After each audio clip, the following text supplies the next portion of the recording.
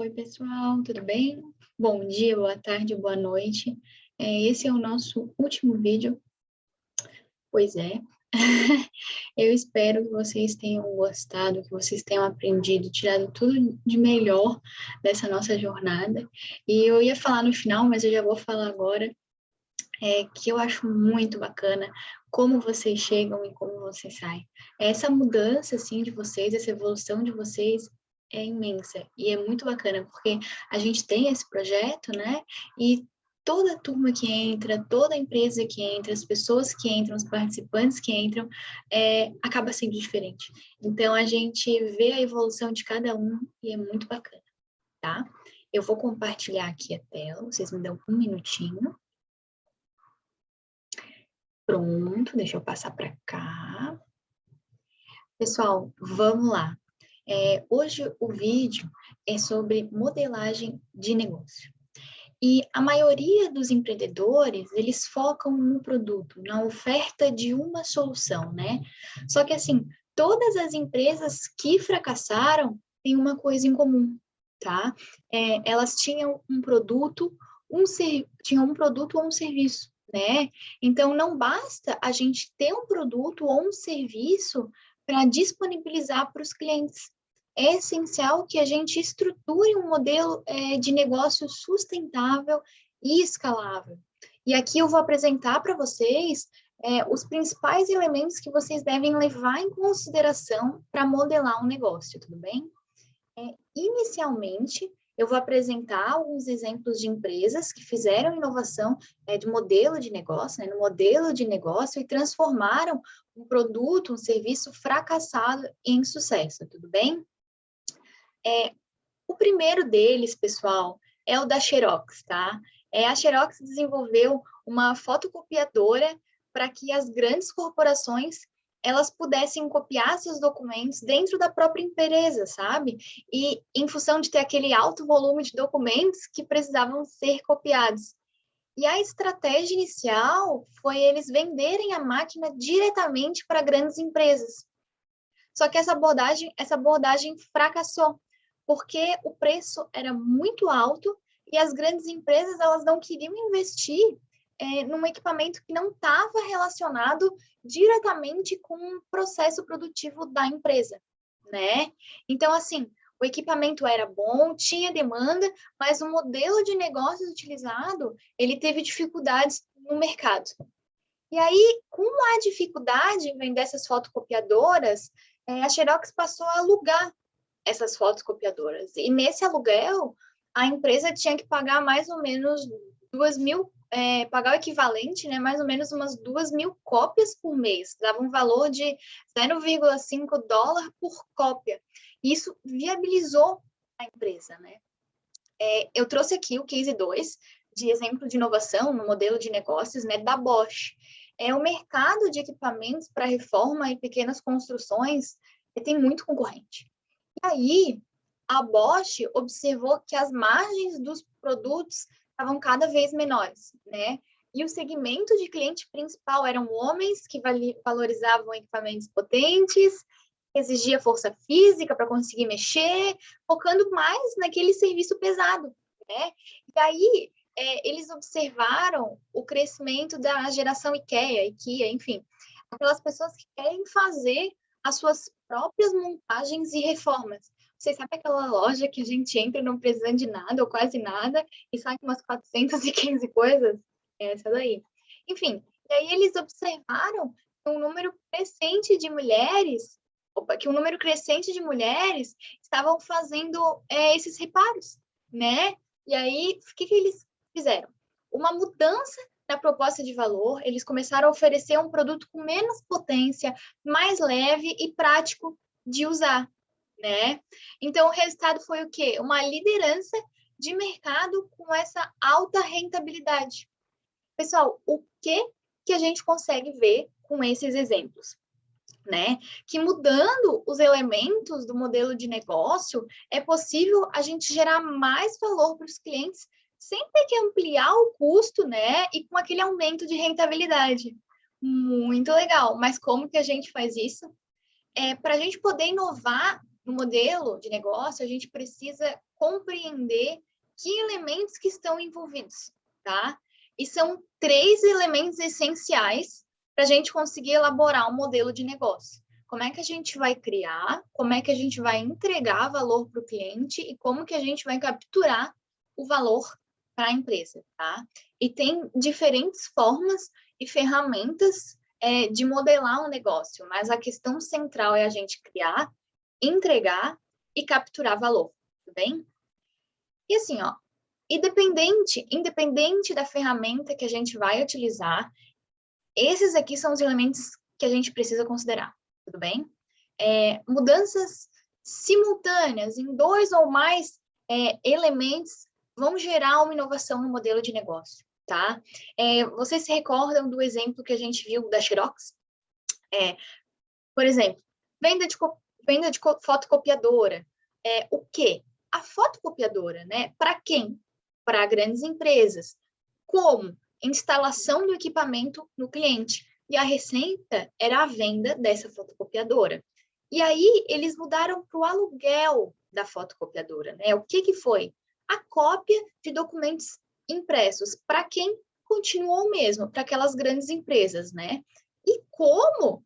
Foi a disponibilização de fotocopiadoras e suprimentos, o toner. E a receita foi qual? O que mudou? O aluguel do equipamento, né? Então, vamos lá, gente. O que mudou? O que foi mudado? Passou de fotocopiadora para cópia de documentos impressos, né? Antes, era a instalação do equipamento. Depois, foi a disponibilização dele, né? E a receita mudou do quê? Da venda, né? Para o aluguel do equipamento. Então, pessoal, a modelagem de negócios, ela define, ela envolve, na verdade, a definição de 9 elementos. O que a gente faz, quem que a gente ajuda, quanto que a gente ganha, quanto que custa para a gente fazer isso, né? Como que a gente acessa diferentes clientes, o que eu preciso para criar e entregar o que a gente faz, como que a gente faz, quem são os nossos parceiros, como que a gente mantém os nossos clientes, né? E esses 9 elementos são aqueles que aparecem no Canvas de modelo de negócios, tá? E, pessoal, o Canvas do modelo de negócios, que a gente tem a pergunta-chave para cada um dos elementos, eu trouxe aqui para vocês. A gente tem que se perguntar o quê? Na questão dos parceiros-chave, a gente tem que nos questionar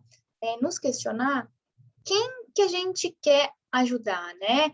Nas atividades, a gente tem que se perguntar como é que eu faço isso? Nos recursos, o que eu preciso para conseguir fazer isso, né? Na proposta de valor, o que eu faço? Na questão do relacionamento com clientes, como que eu vou manter esses clientes, né? E como é que eu vou acessar esses clientes, no caso dos canais, né? No segmento de clientes, quem que eu quero ajudar? E na questão da estrutura de custo, quanto que isso vai me ajudar? E aí o fluxo de receita é a gente pensar quanto que eu vou ganhar, quanto que a gente vai ganhar com essa nossa solução, com esse nosso produto, com o nosso serviço. E o próximo passo é a gente detalhar cada um desses elementos. A gente vai ajudar vocês, a gente vai trazer aqui. Então, vamos lá. Pessoal, em geral, o segmento de clientes, ele é definido como o público-alvo da nossa proposta de valor, né? No caso, pequenas empresas, grandes empresas, professores, né? No nosso caso, a gente pode utilizar a questão do job to be done. Não sei se vocês se recordam, que a gente definiu como sendo segmentos de clientes. Por exemplo, empresas que querem manter os livros limpos, os vidros, né? Não, os vidros limpos, as pessoas que querem tirar foto profissional com o celular, aquelas pessoas que querem viajar para outra cidade, para participar de uma conferência, não sei se vocês recordam desses exemplos, tudo bem? E, pessoal, além disso, é importante a gente lembrar de destacar aquele grupo de cliente que está pronto para conseguir consumir a nossa solução, tá? E cada segmento de cliente, a gente precisa de uma proposta de valor específica. Vocês vão ver isso no exemplo, tá? E é importante a gente verificar, em cada caso, se o job de cada segmento de cliente é o mesmo. né? Se dois segmentos de clientes, eles possuem jobs diferentes, eles precisam de uma proposta de valor para cada segmento. Vocês vão ver no exemplo, vai ficar mais claro.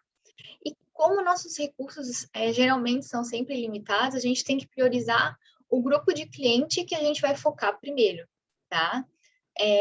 Na questão do elemento da proposta de valor, pessoal, a gente tem que pensar que uma proposta de valor deve definir pelo menos qual é o produto ou serviço, no caso é um software, é um equipamento, como é que é, né? Qual job o produto ou esse nosso serviço vai ajudar a executar, né? E que ganhos que o produto, o serviço, enfim, nossa solução vai ajudar a obter e que dores que a gente vai ajudar a reduzir ou eliminar, tá? Diferencial com relação, pessoal, que a gente já tem no mercado, né? A gente tem que tentar, que nem a gente falou nos outros vídeos, tentar destacar por que a nossa proposta de valor, em que a nossa proposta de valor ela é única, tá? Pessoal, os canais vocês já estão familiarizados, né? É aquela interface com os diferentes segmentos de clientes. Eles podem ser de comunicação, de venda, de distribuição, tá? Então, o elemento canal, ele não vai envolver apenas a distribuição, tá? Ele vai desde a forma como que a gente faz para o cliente saber que a gente existe, até o processo da entrega e implementação e uso. Tudo bem? Ficou claro? Então, assim, pessoal, a gente tem que avaliar esses canais que são utilizados atualmente para alcançar esse cliente, tá? E tem 5 fases que a gente deve considerar na definição do canal, né? Dos canais do nosso modelo de negócio. O primeiro dele é a questão da conscientização. É aquela fase do marketing, da publicidade. Como é que o pessoal vai saber a minha proposta de valor, tá? A segunda fase é a avaliação. É aquela do experimente antes de me comprar. Eles vão comparar com outros concorrentes no mercado, né? Vai ajudar eles a tomar a decisão, essa tem a funcionalidade que eu quero, essa daqui tem isso. Então, é importante, tá, pessoal? A gente também tem a fase da compra, que são aqueles meios que a gente oferece para ajudar o cliente a comprar o nosso produto ou serviço, é o processo de vendas mesmo. E a fase da entrega é aquela fase de realização, né? Ela define como que o produto vai chegar até o cliente, tá? E após venda, né, a gente tem que... como é que a gente vai fornecer esse atendimento ao cliente na questão de pós-venda, na questão de suporte, né? O cliente teve um problema, ou uma pergunta sobre o produto, como é que vai ser? Que canal que vai ser? Como é que a gente vai ter esse contato com ele, tá? Pessoal, continuando. O elemento relacionamento com os clientes, ele define como que a gente vai se relacionar com os clientes após a compra e durante, quando eles vão utilizar o nosso produto, né? Quando eles estão utilizando o nosso produto. Os tipos de relacionamento que a gente estabelece com o cliente influencia, né, a experiência do cliente com o nosso produto e serviço. Então, a gente tem que diferenciar. Eu acho que talvez vocês tenham um pouco de confusão, eu vou deixar bem claro qual a diferença entre canais e relacionamento com os clientes. Nos canais, vai até a instalação e o uso do produto, do serviço. E aí, depois disso, depois desse uso, depois da instalação, é que começa o relacionamento com os clientes, tá? Enfim, agora vamos para o relacionamento do cliente. Ele pode ser feito de diferentes maneiras. A gente trouxe alguns exemplos, começando pelo transacional. É aquele que não tem uma relação, tá?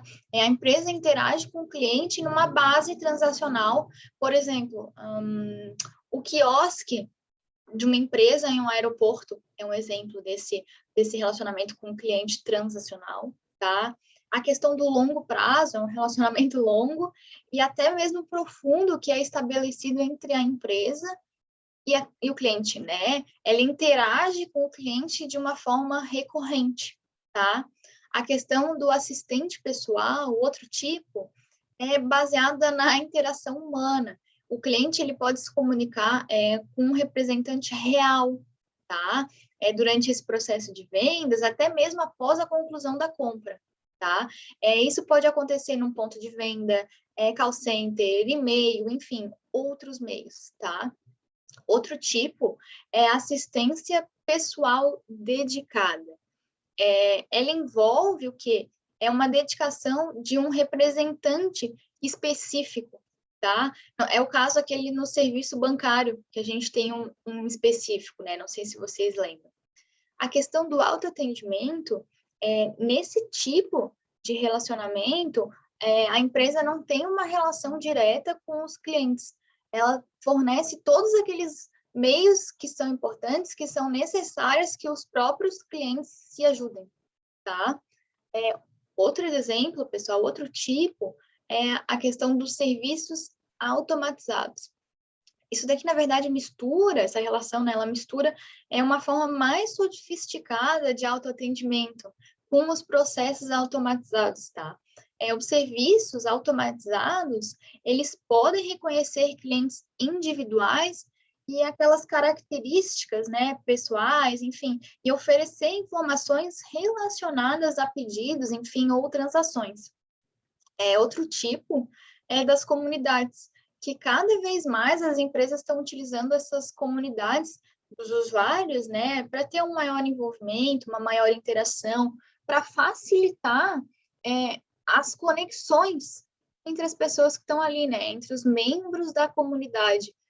Muitas empresas, elas mantêm essas comunidades online, né, que permite que os usuários possam, enfim, trocar conhecimento, resolver um problema, né, o problema um do outro, consigo se ajudar. Tem a questão da cocriação também, né? Na verdade, mais empresa, pessoal, elas estão indo atrás daquele relacionamento tradicional do cliente para cocriar, né? Cocriar valor com os clientes. Por exemplo, a Amazon, ela convida os clientes a escrever críticas e aí, assim, criar valor para os outros clientes, né? E algumas empresas, elas envolvem o quê? Elas envolvem clientes para auxiliar no design de produtos novos e inovadores. Tudo bem? Último, são os custos de mudança. Os custos de mudança para mudar uma solução, que indicam, né, quão fácil ou difícil para um cliente mudar para uma alternativa diferente, tá? Deixa eu pensar num exemplo. Por exemplo, quando um cliente de um provedor de armazenamento de dados, ele armazena todos os seus dados, tá? Em um formato proprietário. Enfim, pode ser difícil para ele mudar para um provedor alternativo, tá? Eu vou parar aqui rapidinho, um minuto. Pessoal, o meu computador avisou que estava acabando a bateria, que ia desligar, tive que correr para pegar o cabo. Mas, enfim, continuando, não sei se eu falei da questão dos custos de mudança. Falei. Então, tá. Pessoal, falei desses tipos, né, de relacionamento com o cliente. E aí, agora, o próximo que eu trouxe aqui, o elemento, são os fluxos de receita, que ele define quais são os tipos de receita que a gente tem que operacionalizar, né? Que a gente tem que ter para operacionalizar o nosso negócio. E a gente coloca o que foi desenvolvido aqui durante aquela atividade modelo de receita, tudo bem? E é importante a gente estimar quanto o cliente está disposto a pagar, né? E isso tem que ser feito para cada um dos tipos de receita que a gente definiu no nosso modelo de receita. Outro ponto também a gente tem que estimar qual que é a contribuição percentual de cada fluxo de receita, tá? Bom, o próximo elemento são os parceiros chaves. A gente tem que definir os parceiros que vão nos ajudar a criar e entregar a proposta de valor, tá? Então, assim, é importante a gente definir parceiros que são críticos para o nosso desenvolvimento e para a entrega da proposta de valor. A gente não precisa colocar aqueles parceiros que não executam atividades críticas. Por exemplo, limpeza, enfim, material de escritório, isso daí não precisa colocar, tudo bem? E aqui também entram os fornecedores de matéria-prima ou dos insumos importantes, tá? A gente tem que definir para cada parceiro que papel que ele exerce, tudo bem? Na questão dos recursos chaves, como que a gente vai capturar valor para o nosso negócio, né? Todo modelo de negócio tem aqueles recursos que são essenciais, né? Que vão permitir que a empresa crie, que a empresa ofereça uma proposta de valor, enfim, que alcance mercados, que mantenha relacionamentos, né?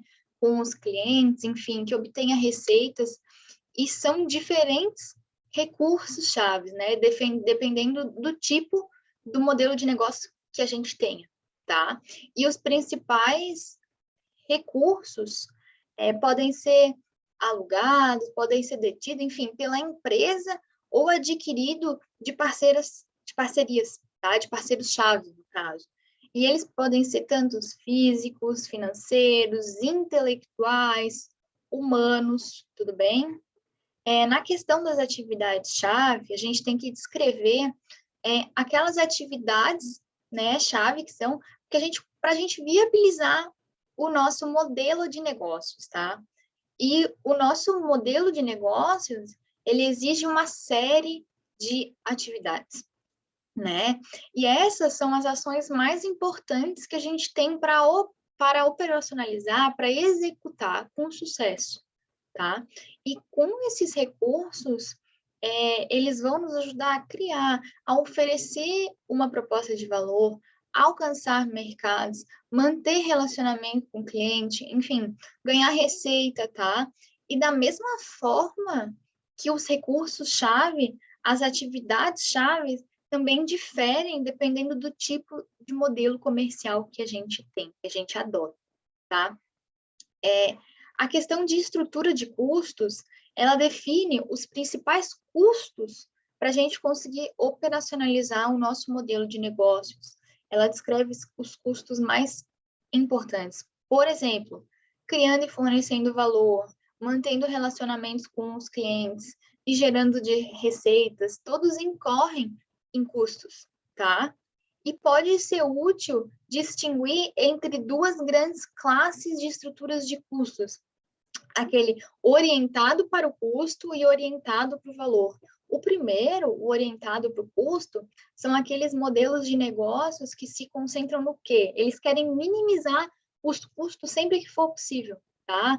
Ele tenta criar e manter uma estrutura de custos mais simples, utilizando proposta de valor de preço baixo, de baixo preço, né?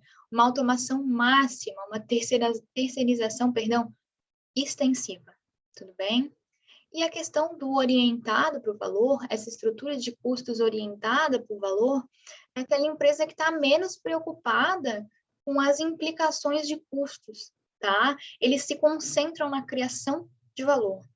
E proposta de valor premium e um alto nível de serviço personalizado geralmente caracterizam esses modelos de negócios orientados por valores. Pessoal, o canvas do modelo de negócio, ele combina elementos que geram valor do lado direito e os elementos que geram eficiência do lado esquerdo, tudo bem? O lado direito, ele envolve esses elementos que geram valor para o cliente. E o lado esquerdo envolve os elementos que geram valor, perdão. O lado direito são os que geram valor para o cliente. O lado esquerdo são aqueles elementos que garantem a eficiência do negócio, tá? E o Canvas, a gente usa uma metáfora, tá? Ele pode ser entendido utilizando um teatro como uma metáfora. Vamos supor, a gente coloca uma cortina no meio do teatro, no meio do Canvas, tá? No meio da área, tem a proposta de valor ali. Os elementos que ficam à direita, tá? Estão relacionados mais com o público. Por exemplo, peça de teatro, uma proposta de valor. Os espectadores são aqueles segmentos de clientes. Os meios de divulgação da peça são os canais, né? O atendimento dado aos espectadores é o relacionamento com os clientes, tá? Os ingressos são os fluxos de receita, tá? E os elementos que ficam à esquerda são a questão dos bastidores do teatro. Os parceiros-chave são os fornecedores. As atividades, no caso, é aquela elaboração do roteiro, os ensaios. Os recursos são os atores, né? O figurino, enfim. E a estrutura de custo é o custo para a gente conseguir produzir e realizar essa peça, tá? Eu trouxe aqui um exemplo, tá? Que é o do Skype, é um exemplo do modelo de receita freemium, tá? E o Skype, ele tem dois segmentos de clientes. Os usuários em geral e os usuários que querem ligar do Skype para o telefone, pagando pouco, né? É um preço baixo, um custo baixo. Como parceiro, eles têm o quê? Provedores de pagamento, os parceiros de distribuição, os parceiros de telecomunicação, né? As atividades aquelas que estão relacionadas ao desenvolvimento do software, tá? E os recursos são os desenvolvedores do software e propriamente o software, né?